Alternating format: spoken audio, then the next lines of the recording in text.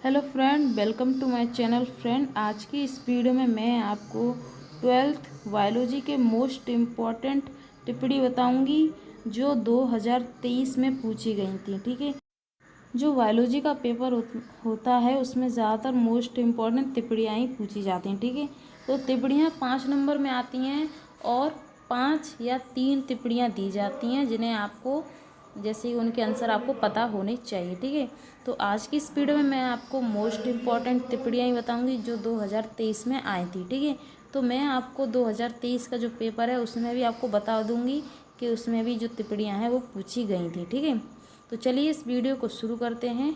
तो यहाँ पर सबसे पहले मैं आपको 2023 के पेपर को बता देती हूँ कि 2023 में जो पेपर है उसमें टिप्पणियाँ पूछी गई थी या नहीं। ठीक है, तो देखिए यहाँ पर 2023 यूपी बोर्ड।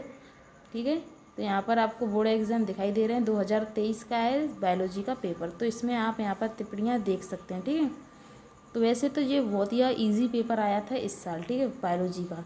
तो देखिए यहाँ पर आपको दिखाई दे रही हैं कि टिप्पणियाँ पूछी गई। ठीक है, देखिए प्लाज्मिड वाहक असंघजनन। ठीक है, तो यहाँ पर 4 टिप्पणियाँ पूछी गई हैं। ठीक है, तो इनमें से मैंने 2-3 टिप्पणियाँ इस वीडियो है इसमें 2-3 टिप्पणियाँ जो इसमें पूछी गई वो मैंने इसमें ले ली हैं। और जो मोस्ट इम्पॉर्टेंट और टिप्पणियाँ जो कई पेपरों में पूछी गई हैं, ठीक है, ऐसा नहीं होता, 7 सेट होते हैं, उनमें से कोई टिप्पणी इस पेपर में पूछी जाती है या कोई किसी भी पेपर में आ सकते हैं, पर जो मोस्ट इम्पॉर्टेंट टिप्पणियाँ उन्हीं को मैं आपको बताऊंगी जो 2023 में आई थी। तो आपको इन सभी को अच्छी तरीके से याद कर लेना है। ठीक है, 2023 का पेपर है।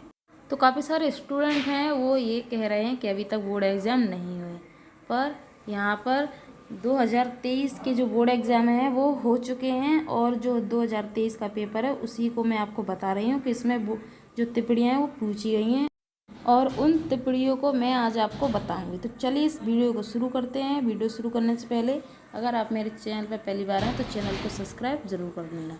तो यहाँ पर सबसे पहली है टिप्पणी असंघजनन।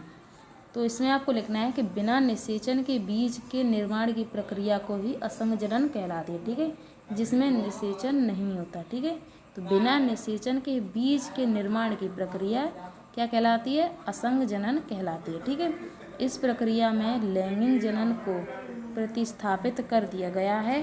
ठीक है, कि इस प्रक्रिया में लैंगिक जनन की प्रतिस्थापित कर दिया गया है असंघजनन से। ठीक है, असंघजनन से उत्पन्न पादप असंघजनक कहलाते हैं। ठीक है, असंघजनन से उत्पन्न पादप असंघजनित कहलाते हैं। ठीक है, और इन पौधों के जीवन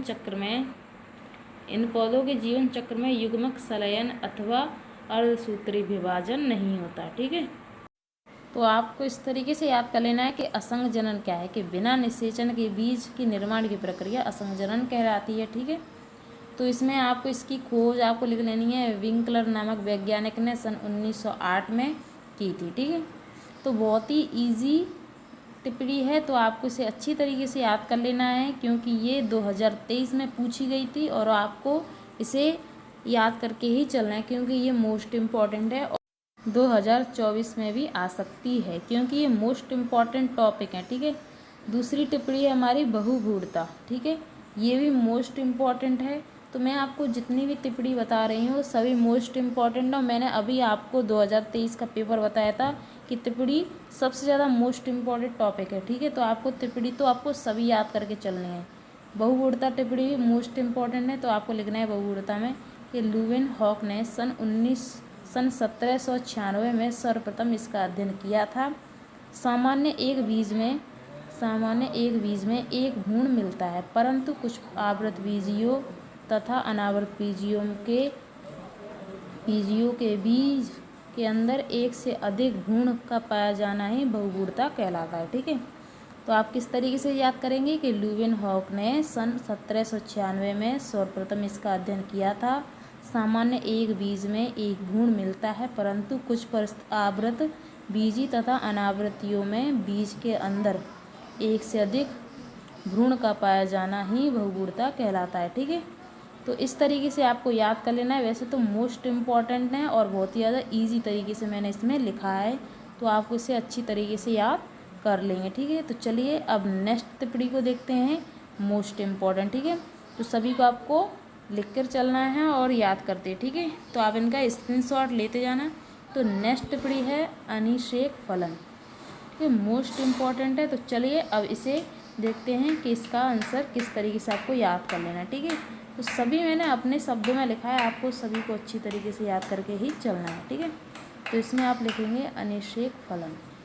तो इसमें है सामान्य, सामान्य निषेचन के पश्चात अंडाशय से फल बनता है। ठीक है, जो सामान्य निषेचन के पश्चात अंडाशय से फल बनता है, कभी कभी बिना निषेचन के अंडाशय फल में विकसित हो जाता है। ठीक है, कि सामान्य निषेचन के पश्चात अंडाशय से फल बनता है, कभी कभी बिना निषेचन के पश्चात बिना निषेचन के अंडाशय फल में विकसित हो जाता है। ऐसा फल अनिषेक फल तथा फल बनने की यह प्रक्रिया अनिषेक फलन कहलाती है। ठीक है, तो आपको इस तरीके से आपको याद कर लेना है, बहुत ही सिंपल वर्ड में मैंने यहाँ पर लिखा है। ठीक है, प्राकृतिक में इनके अनेक उदाहरण देखे जा सकते हैं। ठीक है, जैसे कि केला, ठीक है, जो बिना निषेचन के जिसमें फल का निर्माण होता है। ठीक है, पपीता, संतरा, तो आप ऐसे इसके एग्जाम्पल लिख सकते हैं। ठीक है, अनिषेक फलन के बहुत ही ज़्यादा इजी तरीके से मैंने इसमें लिखा है, तो आपको ये आसानी से याद हो जाएगा। ठीक है, तो चलिए अब नेक्स्ट टिप्पणी को देखते हैं कि नेक्स्ट टिप्पणी क्या है। ठीक है, तो वैसे तो ये टिप्पणी नहीं है, पर ये मोस्ट इम्पॉर्टेंट क्वेश्चन है और इसे पूछा जा सकता है। ठीक है, 2 नंबर में आता है।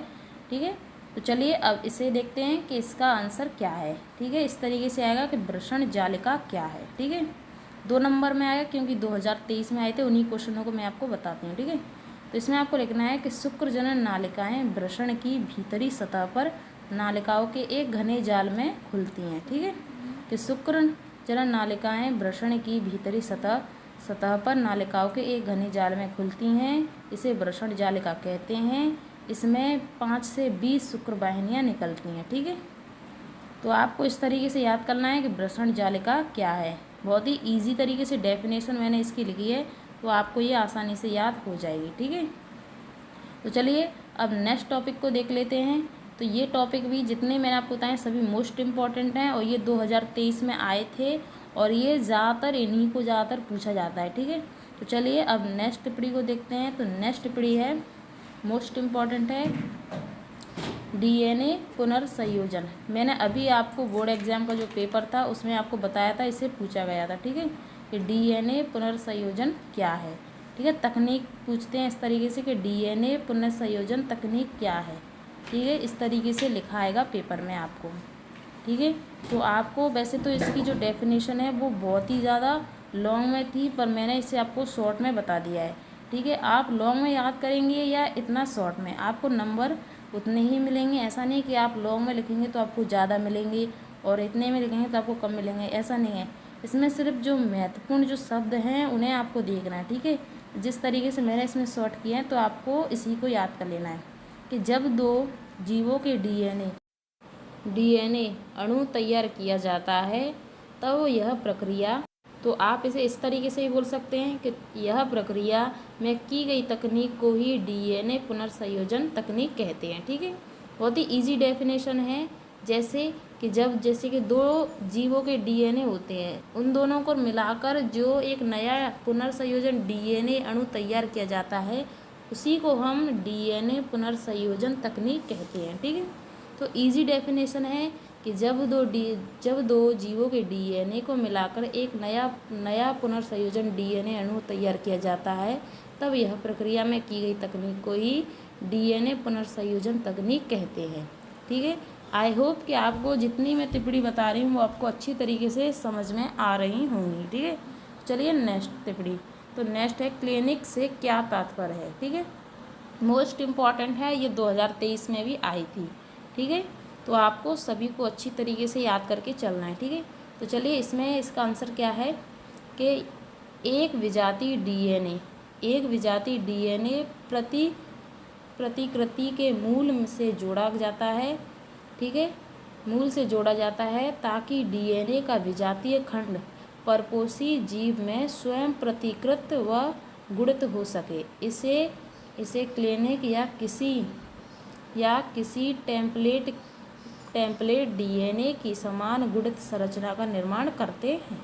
ठीक है, इजी डेफिनेशन है और आपको आसानी से याद हो जाएगी। वैसे आप मॉडल में देख सकते हैं, बहुत ही लॉन्ग में दिया गया है इसका आंसर। ठीक है, जो टिप्पणी है वो भी बहुत ही लॉन्ग में दी गई है।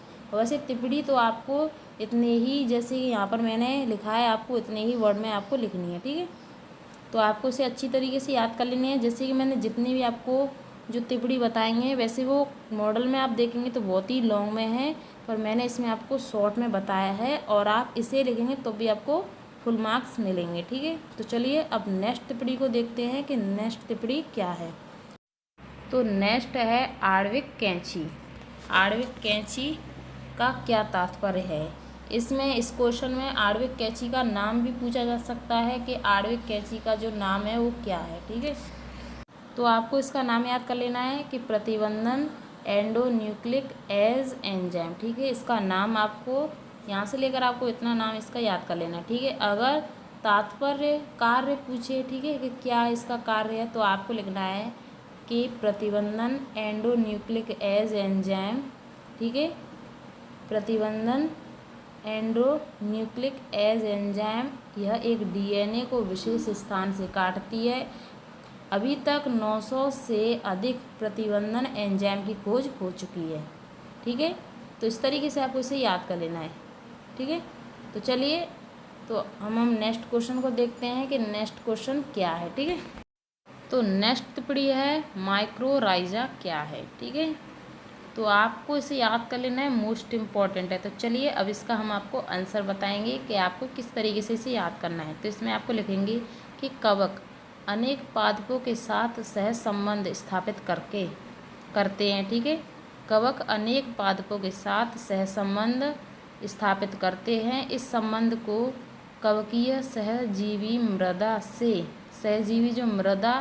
से जल एवं पोषण तत्वों का अवशोषण करके पादपों को प्रदान करते हैं तथा पादपों से अपना भोजन प्राप्त करते हैं। जैसे कि जो कवक होते हैं वो पादपों को जैसे कि तत्वों जैसे कि जल एवं पोषण तत्वों का अवशोषण करके पादपों को प्रदान करते हैं और जो पादप होते हैं वो उनको भोजन प्राप्त करते हैं। ठीक है, तो आपको क्या याद करना है कि जैसे कवक अनेक पादपों के साथ सहसंबंध स्थापित करते हैं।